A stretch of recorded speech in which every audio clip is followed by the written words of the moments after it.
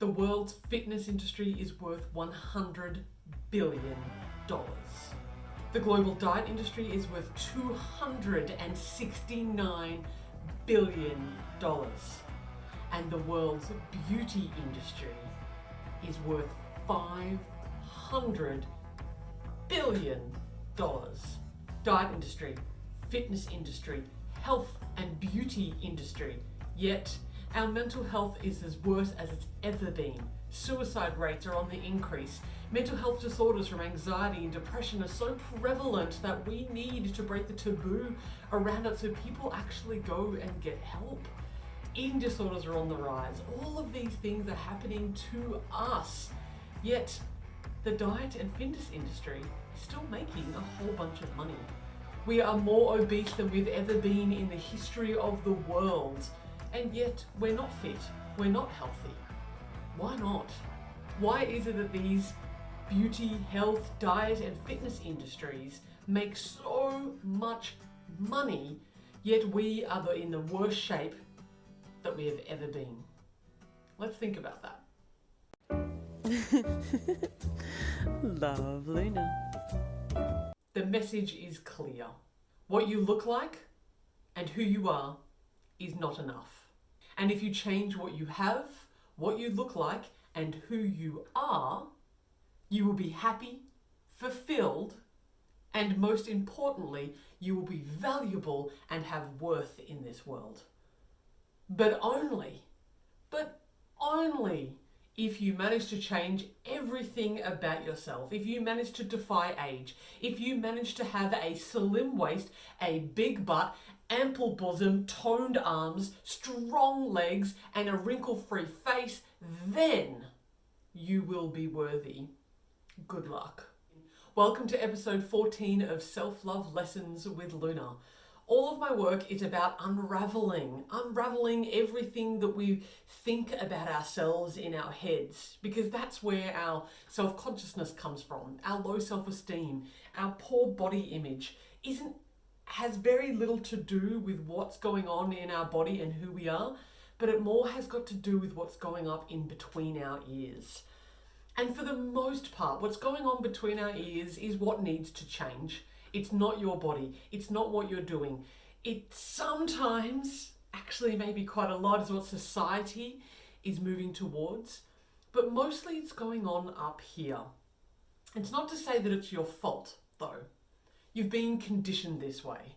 And whether or not you've been conditioned this way from your family growing up, that was really a big part of conditioning for me. Whether or not it's just that your parents didn't know how to love themselves, so they possibly could not teach you how to love yourself. Or, in this week's episode, this is what we're really going to look into. What are these industries making a lot of money at our low self-esteem? I'm not saying that they're all evil. What I am trying to get a message across to you is so that you know wholeheartedly what you're up against. What is actually coming into your brain every second of every day that's sending you a message to tell you that you're not good enough. This is happening all the time across media, across advertising, across everything that you digest and ingest. It's coming your way to tell you that you're not good enough. So with this knowledge, we are able to better prepare ourselves. Prepare ourselves for the pressure that is coming on us from every single different angle. If you're too fat, then you've got to get thin, but don't get too thin because now you have to be healthy skinny. But make sure that you still have enough roundness on you so that your butt can twerk big enough, and make sure that you have a good enough cleavage because nobody wants a flat chest. But you have to make sure that you have a flat stomach to go along with that. You need to have enough fat on your body to be round here and round down below, but make sure that you're not round anywhere else in your body. It's impossible. From diet culture to the bottom lines of these industries, we have been sent a message that tells us that we are not good enough. We don't necessarily need to change that messaging, but what we do need to do is think about what's happening, be aware of it. When we can notice the way in which advertisers are getting to us, we can make a choice to turn that off and choose love instead. Here's a little example for you. Before 1972, women worldwide didn't think much about cellulite. We had no label for the word cellulite, and women weren't particularly fussed about these kind of dimples in our body. We weren't really fussed about these different layers. I mean, maybe some women were, but it wasn't a thing that we had to go fix. In 1972, a woman named Nicole Ronsard started delivering procedures to get rid of cellulite. Yes, ladies, cellulite. She started getting rid of them. She wrote a book about cellulite, and then she was interviewed in Vogue magazine. We all know Vogue, one of the biggest publications in the world, sending huge messages to many, many women across the planet. In that article that made Vogue, Nicole spoke about cellulite being a disfiguring attribute of the female body. It was a disfigurement, that if we had cellulite on our body, it was disfigured and we ought to change it. This is how powerful this stuff can be, because very quickly Nicole became a millionaire. And very quickly it got into the psyche of us female minds that cellulite, rather than just being a different shape of our skin, became a disfigurement, something that we had to get rid of. And even now, today, when cellulite is being seen as something that is we have to get rid of and it's disgusting and awful, moving towards 2020, where cellulite is kind of a little bit more socially acceptable these days, because you'll see people who are quite skinny with cellulite. We now understand that cellulite has less to do with your body fat and more to do with your skin underneath it. Yet, cellulite still scares the crap out of so many women. Because, let's face it, do you see any women in any of our media and any of our magazines that are polished and perfect with cellulite? No, they're photoshopped. They're taken over. 1972 changed cellulite for every single woman in the world. Because of one person's idea about how our body should look like. And then a really big corporation's idea to publish that and to make it worldwide known. It's not Nicole's fault. Nicole thought she was doing something wonderful in the world, presumably. I'm a benefit of the doubt kind of girl. I also don't think that every single media company, every single beauty, fashion, health and fitness and diet industry people are sitting around going, I want everybody in the world to feel like crap about themselves so they buy more of our stuff. I'm giving them the benefit of the doubt that they're not sitting around a board table on their Monday morning thinking, how can we make Luna Gaia feel like crap and make more money? I'm not saying that that's exactly what's happening. I've never been in those board meetings. I never know the intention of the advertising.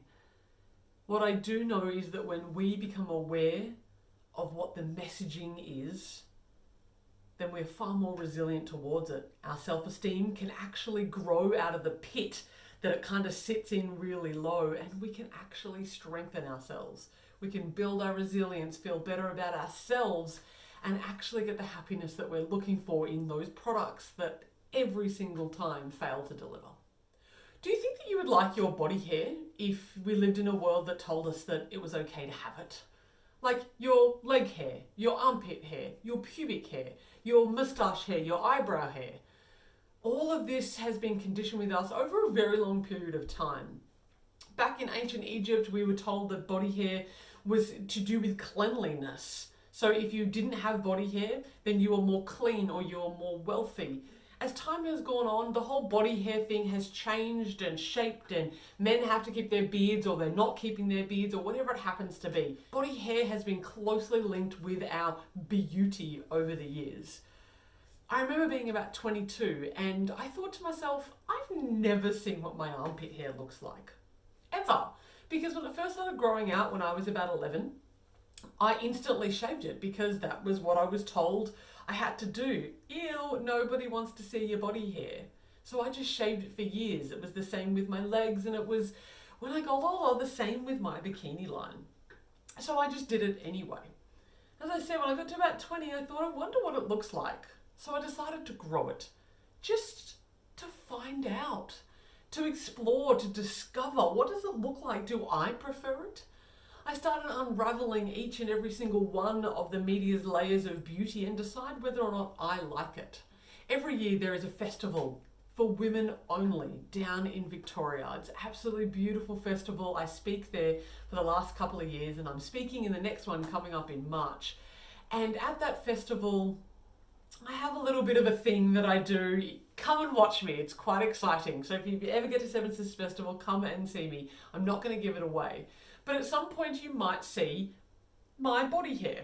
And for the last one that I was at, my body hair happened to be shaved. I had shaved my legs and I had shaved my armpits for the occasion. And I speak about body love, and a woman came up and spoke to me afterwards and says, if you love your body so much, why on earth have you gotten rid of its hair? And I thought about that for a moment.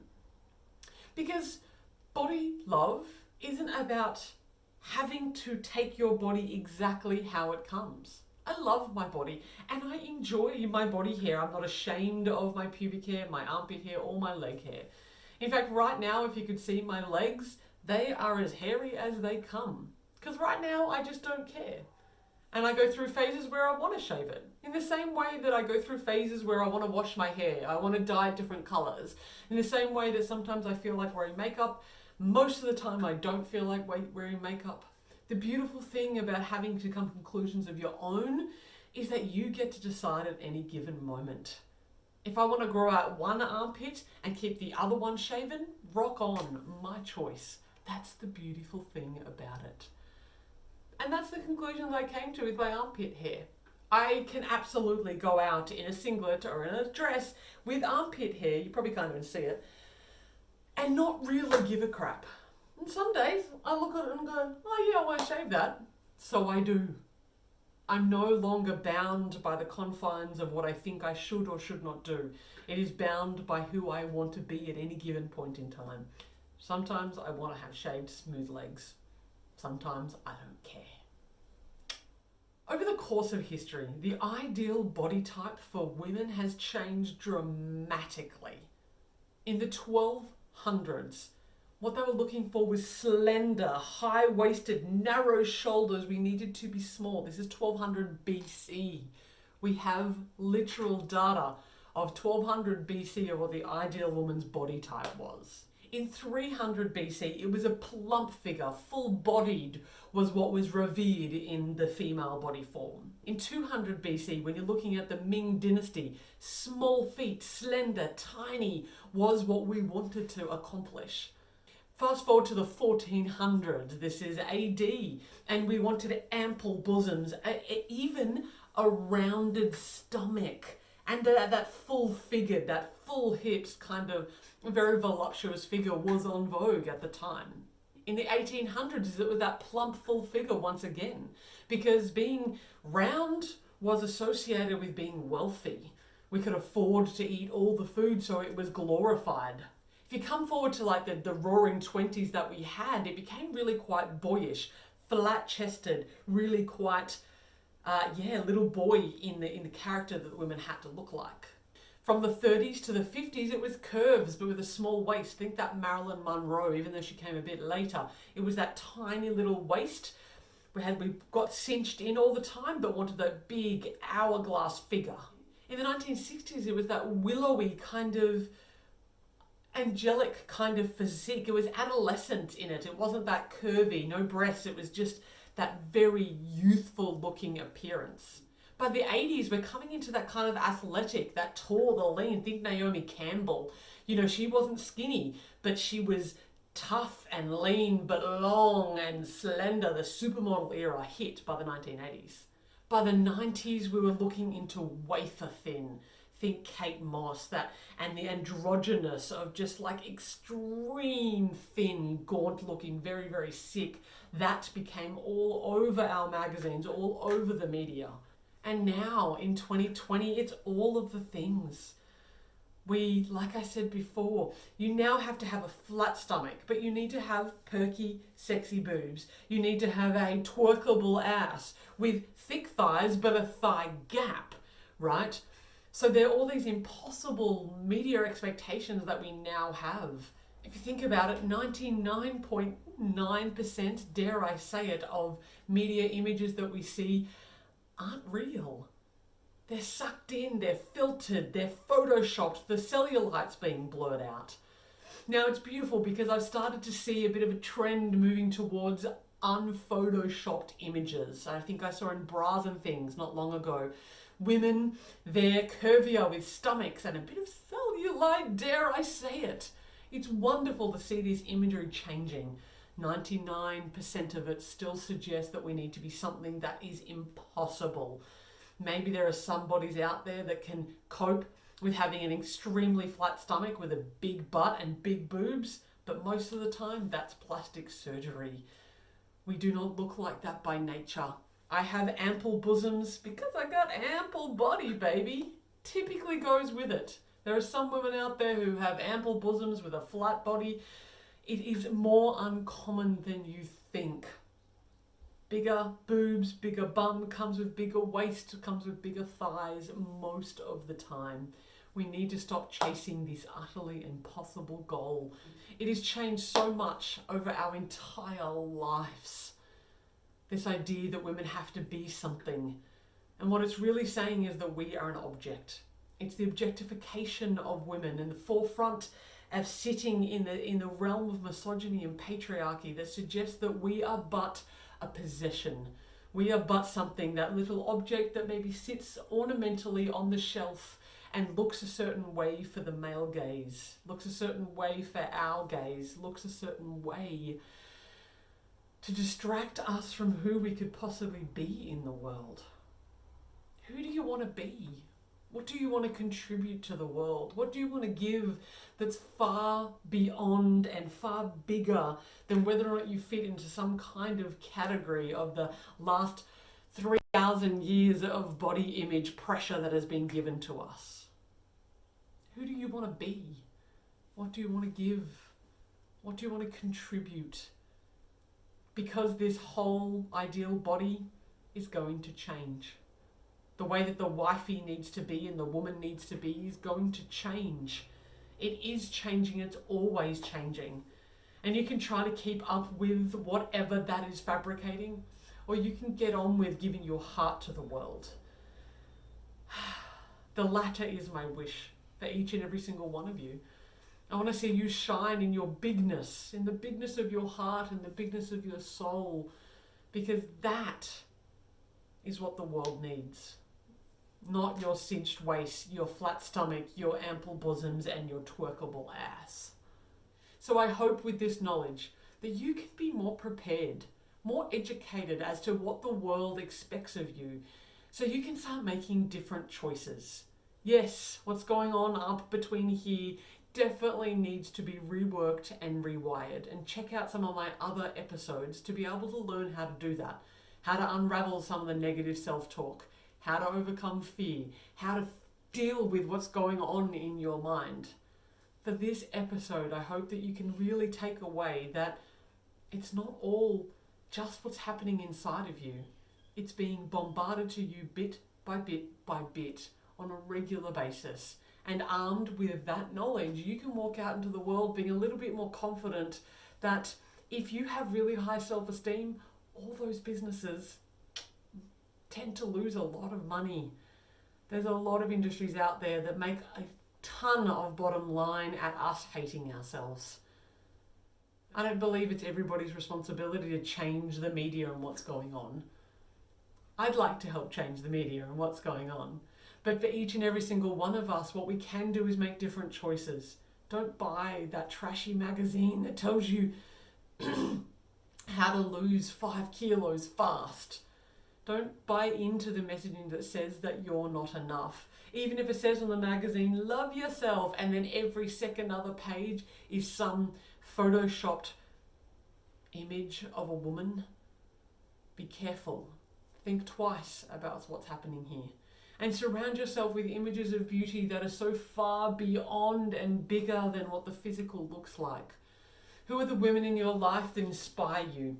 Who do you go, man, that woman's incredible because of what she does and who she is, not just for what she looks like. Surround yourself with different images of beauty. Beauty from the heart, not just beauty from the eyes. Start by finding what lights you up. Look within. What makes you come alive? That's what the world needs more of. I have a few female role models that I absolutely adore. There's a woman called Tess Holliday. She's the first plus size supermodel. Whether or not you agree with her diet or blah, I don't care. What she is doing is showing a different model. People like Lizzo, she's a different role model in this world. I love people like Ellen for her authenticity. Go after someone like Brene Brown who talks about courage. These people.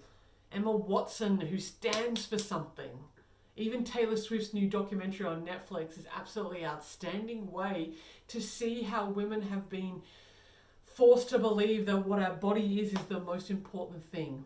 I'm here to tell you that's not true. It's your heart, it is your soul, it is your beautiful mind. Give that to the world. Your body will decay, your beauty will fade, but the light in your heart never will. New episodes are out every Friday, my friends, and if you have received some value from today, please share it with somebody that you know and love. Perhaps there's someone that needs to hear this fabrication that's happening in the world.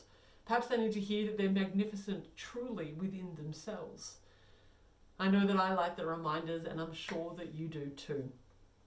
You can listen on the podcast every single week. Plus there's self-love lifts on the podcast as well. Tune in on the YouTube channel where they're posted there. If not, catch me on Instagram TV as well as Facebook. I'm on Twitter and TikTok and LinkedIn. So all the places that you could possibly grab me, just do. And please, in the meantime, happy self-loving.